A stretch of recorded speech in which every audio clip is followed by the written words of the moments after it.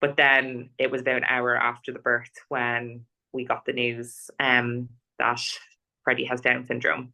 That just changed everything. It just rocked our world.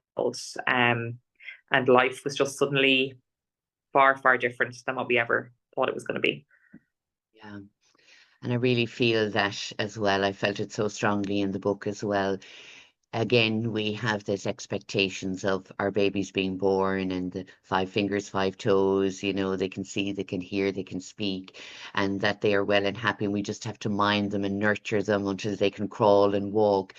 And in Freddie's case, but even in Theo's case, because they were premature, they had to stay in the NICU. And that was extremely stressful in itself, I know, for you on reading the book.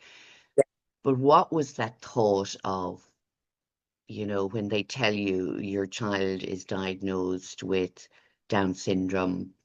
Did you have an idea about what Down syndrome was before that? Did you know anybody that had a child with Down syndrome?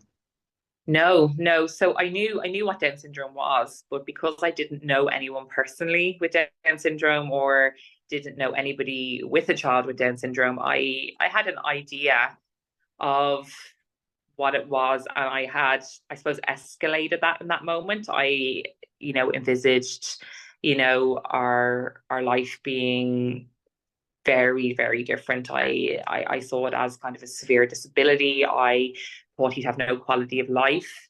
And that was just my uneducatedness on Down syndrome.